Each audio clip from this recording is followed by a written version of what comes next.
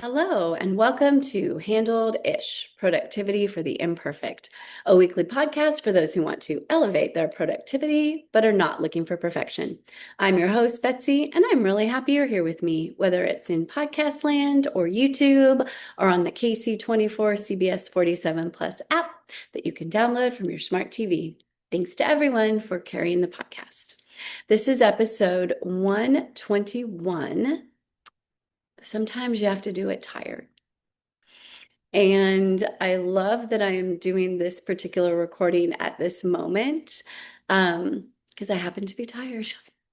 And I'm sure this is a feeling not foreign to you, right? As an adult, which more than likely most of the people listening to this podcast are. Although if you're a kid, way to go, way to go. Hello to you. Um, you might be tired, right? There's a lot of stuff going on. Maybe you didn't sleep well last night. Maybe you never sleep well. Maybe you ran out of coffee, right? And there's many reasons why we could be tired. I don't probably need to articulate all of those to you. Um, but we are sometimes tired. And we still should do the thing. And sometimes we just have to do it tired.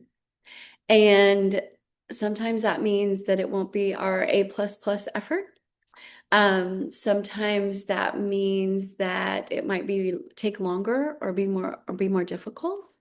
Um, However, because there are many, many things going on in all of our lives, waiting for, uh, inspiration to strike, waiting for you to be feeling it, waiting for you to be well rested, isn't always possible. If it is important to us and we've put it on our schedule and we've put it on the calendar, um, and doing or attending isn't going to, adversely impact our health, right? Um, we often need to do it, and usually we're really happy about it. So a couple of examples. You have an event on your calendar for Thursday, and it's Monday. And Monday version of you thinks that, heck yeah, I'm totally doing that thing on Thursday. It's either going to help you advance your business goals or your personal goals or your relationship goals or whatever. But you've decided this Thursday night thing is something that you want to make a priority. And then Thursday afternoon comes and you're tired, which, I don't know about you, might be a thing. And you're like, oh gosh, I'm tired. I don't know, blah, blah, blah, blah. Just do it. Monday you was committed. Thursday you is a little bit tired. Don't give in to the toddler. Don't give in to your reptilian brain, right? I think that might be the correct phrase. I am not a neurologist. Don't have all of the parts of the brain memorized. I'm just very familiar with how it works.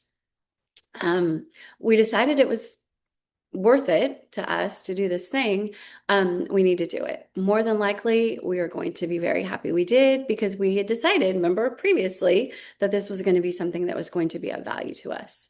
Now, that doesn't mean we have to close the place down. That doesn't mean we have to go whole hog on whatever it is.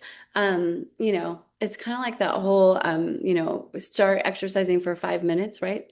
And then oftentimes that will motivate us to continue to exercise. Just tend for 20 minutes and that might motivate you to continue. Or it might be like, yeah, you know what? I did it. I'm just going to go home. And that's okay too, right? Point is, don't let the I'm tired thing, I don't even know what to categorize that as, status. Don't let the I'm tired status prevent you from doing things that previous you, that was maybe a little less tired, decided were going to be valuable and decided they were going to be valuable in a myriad of ways. Honor that version of you that decided this was going to be a good for you thing.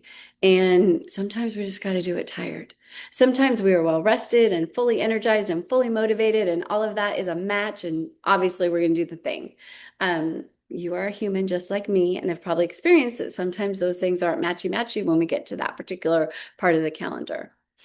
So, a little asterisk to all of this is when we put things on the calendar and when we do commit to them, it does behoove us, the planning version of ourselves, which is a whole different, type of using our brain than the doing version of ourselves.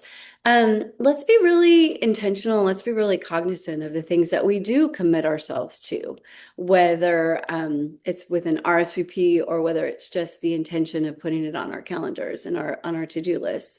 Let's, do our beautiful planning for the week. Let's look at, hey, what is our energy level going to look like on Thursday night? Is this probably going to be something that we're going to, really want to do at that point? Is it worth it, right? What's the ROI? What's the cost benefit analysis of going versus not going? Really be intentional about making good decisions on what goes on our calendar and what goes on our to-do list. So that way, when we do come to it, we can trust ourselves that this is actually something that we should be doing because we've already decided it's going to have value to us. So those things definitely go together. We definitely need to do the being intentional with what's on there first. I guess we probably should have started with that, but that's okay. This is productivity for the imperfect. Sometimes we talk about stuff backwards. And then when we get there, even if we're tired, do it tired. It is going to be something that you are going to benefit from because you've already decided that you would.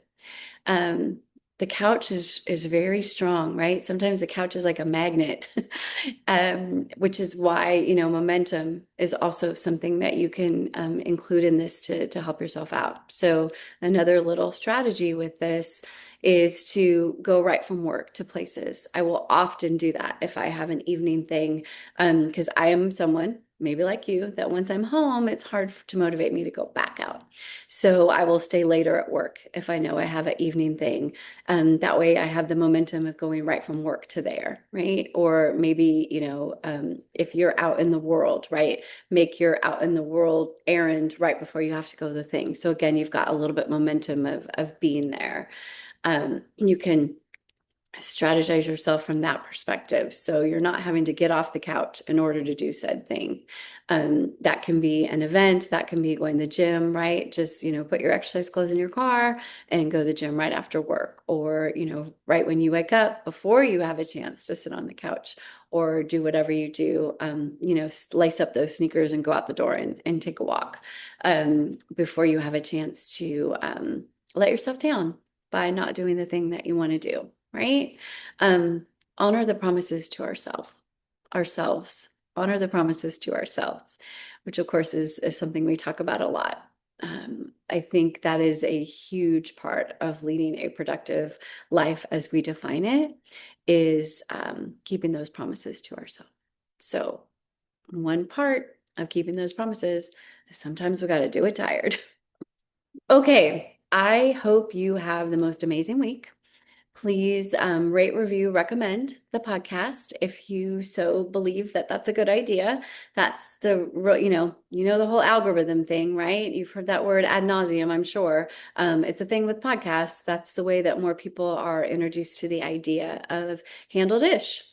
All right, and remember, you are doing way better than you think you are. Trust me.